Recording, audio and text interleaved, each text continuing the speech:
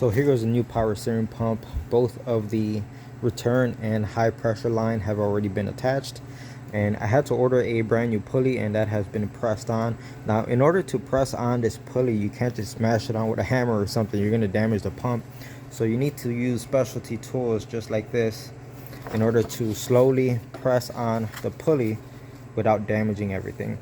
And you're supposed to press it on until the shaft of the pump is completely flush with the pulley, and that's exactly where it's at, nice and flush, perfect. Everything looks great here, and it's ready to go back onto the car. So I'm just about done with this job. I left the air box off of the car so I could show you guys a better look at this. So you can see everything looks real nice. New pulley, new pump, new lines.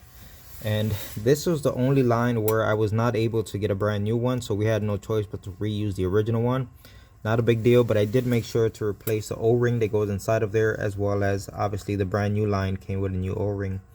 But everything is checking out. Everything looks really good. If we look at the fluid, you can see there's a little bit of air in the fluid, and that's normal. I'm in the process of bleeding the system right now, but I have gone ahead and cleaned all this stuff down here. Everywhere where my connections are, I made sure to clean the area, because it's time for inspecting and making sure that there aren't any leaks while the engine is running. So let's go ahead and start her up, and we'll have a closer look at all of the fittings to show you guys if there aren't any leaks. By the way, the power steering works just fine. No weird noises. And one of the biggest things is there's no power steering just hitting you in the face. Before, the fluid was leaking from behind the pulley, so the second it would touch the pulley, it would just fling it everywhere. If you were standing right here, you would get a face full of power steering fluid. But let's look at our connections.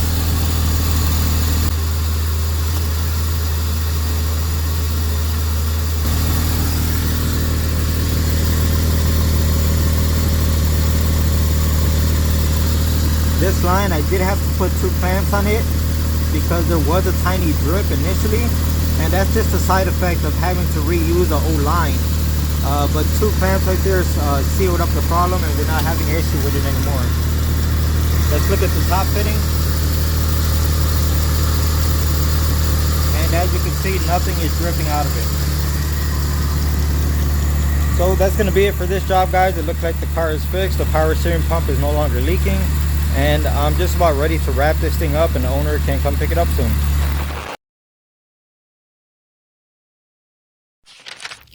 So I'm back with this Jeep again, but I'm not in my garage. I'm actually on site. So the customer called me saying, I heard a loud pop, I lost my power steering. And guys, this is like the next day after I left my garage. So I'm like, oh, that's not good. Show up here, and I look underneath the car expecting to see a big puddle of power steering fluid, but no, it's dry. So what's going on? I open the hood and see the belt just hanging out. It's not even on any of the pulleys. It's not shredded or torn up. It looks perfectly fine. It just isn't in place. And let me open this up for you. Sorry, the hood struts don't work. So I'm thinking to myself, like, why did this belt come off? I checked the power steering and everything looks perfect with it. No leaks, nothing. But I'm like, why did this belt come off? And then we look at the tensioner. You see how bad that pulley looks? Yeah, it should not look like that. Let me spin it for you guys. Look at that surface, how bad it looks. Anyway, I noticed this hole right here. I'm like, that doesn't look normal. See that? It looks like, you know, something tore off of it. And if we look at the belt diagram right here, sorry, I'm trying to hold the hood open with my head. There should be a pulley right there. That's that pulley, but it's missing. So that's why this belt came off.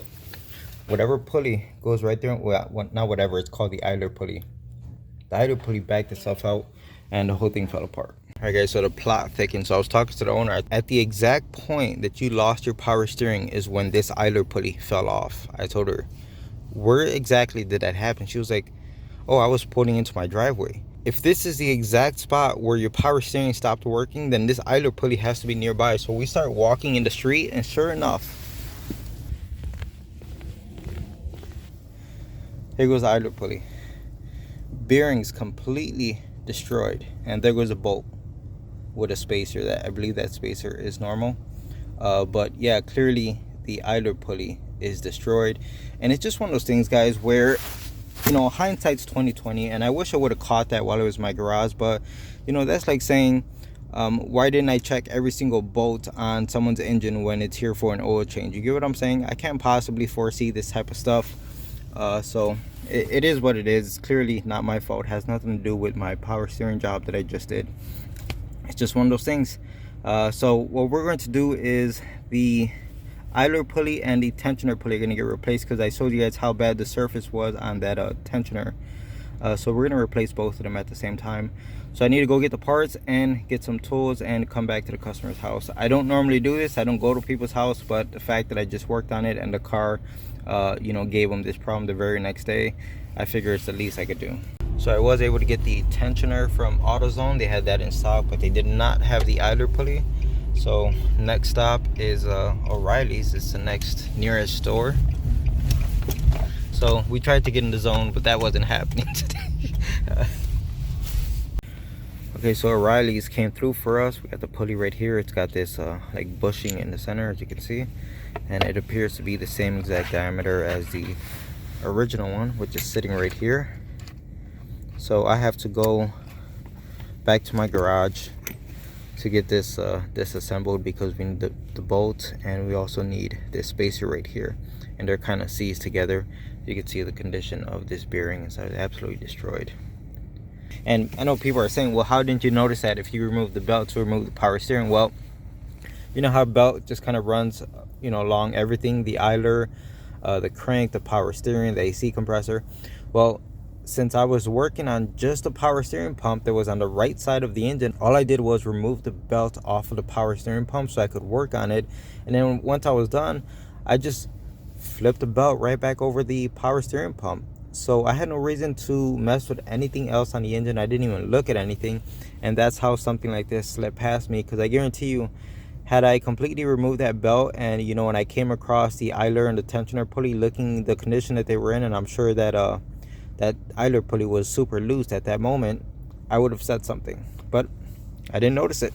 So here we are trying to fix it, but I don't have the tools I need, so I have to go back to my garage and get what I think I'm going to need to get this job done.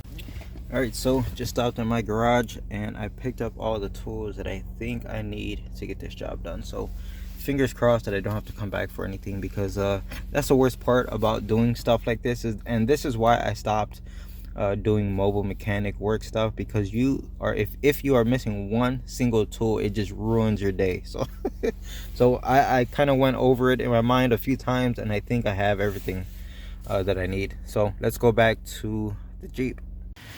Alright, so I got the tensioner pulley removed, and not only does the surface look really bad, you guys can see that compared to the brand new one, nice and smooth how it should be, but also the bearing is no good, so it doesn't sound great.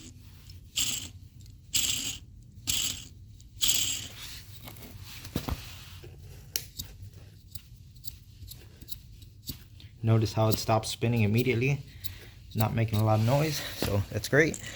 So basically the way this bearing sounds and the amount of play in it, if we had not addressed this right now, this would have been the next part to fail. So yeah, let's go ahead and slap on the new tensioner. Actually, before putting on the tensioner, I want to make sure that this bolt, the one that backed out by itself, still threads in. The threads inside the cylinder head still look in great condition. And I know the bolt's a little mangled up, but it's gonna have to do. Yeah, that feels plenty tight, guys. I don't feel like it's got any wobble or play, so this should be fine. And I am gonna put a little bit of blue thread locker on these bolts just to make sure they don't back themselves out again. So let's go ahead and put the tensioner on first, since it's lower. And there you have it. New pulleys are installed. Idler, nice and smooth. Tensioner, nice and smooth. And this thing threaded in just fine, no issues at all. I was able to torque it down, again, no issues. So everything went real smooth. So that screw, it didn't pull the threads or anything when it came out. It simply just backed out, and I believe that's because the bearing seized up, and as it was spinning, it just kind of walked itself out. Or the vibrations just caused it to walk out, who knows. Anyways, the threads in the cylinder head were perfectly fine. So let me go ahead, get the belt. We'll put the belt back on it, And the belt itself looks to be in good condition. I don't see it like shredded up or anything, so we're gonna reuse it. The belt is fully installed. It looks like it's in all the correct grooves. Everything looks aligned. So let's go ahead, start her up, and everything should be good. I'm gonna make sure that the belt is tracking correctly, and after that, we're out of here.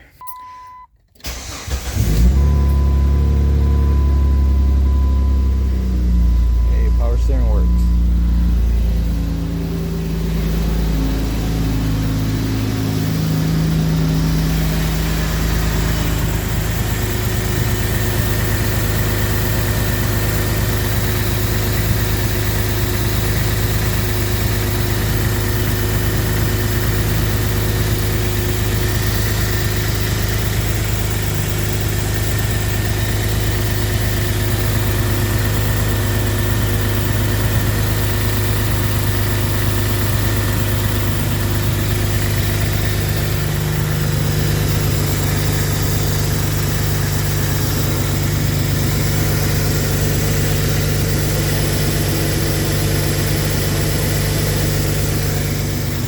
Yeah, everything looks great. The belt is tracking nicely. Guys, we're all done here. So that job is all wrapped up. Customer is very happy to get a car back on the road for something that wasn't too big of an issue. It's just annoying that, you know, you just had your car fixed for one issue and then the very next day something else pops up. Do I feel responsible for this? Not at all. You know, should I have noticed it? Possibly. If I would have removed the entire belt, then yeah, I would have noticed it. But that wasn't my priority at the time. I was just trying to focus on fixing a power steering leak. So I hope you guys understand that. But thankfully the owner wasn't too far from our house, maybe like a 15-minute drive, and I did go out and buy the parts for them. Well, let me clarify that they paid for the parts, but I did go out and pick up the parts. As far as labor costs, I did not charge them. As you guys know, I don't do house calls. I'm not a mobile mechanic. So I did not charge for that type of fee as if I were to come out to someone's house to fix their car. And the reason for that is because, you know, I'm being nice here, and I figured the car was just in my garage yesterday for an issue. So I charged as if the car were still in my garage, and I noticed that those pulleys were bad, and I called the customer and say, hey, let's change it while it's here.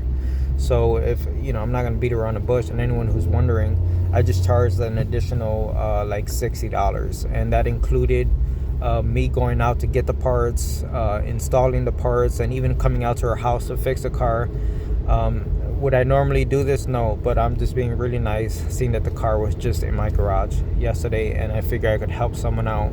Hope you guys understand that. Anyway, that's gonna be it for this one, guys. I'm gonna go ahead, head home, and we'll close out this video right here. You guys can probably tell this never intended to be an actual YouTube video. It just kind of happened, and I know it's a short one. But anyway, I hope you guys enjoyed it, and thanks for watching.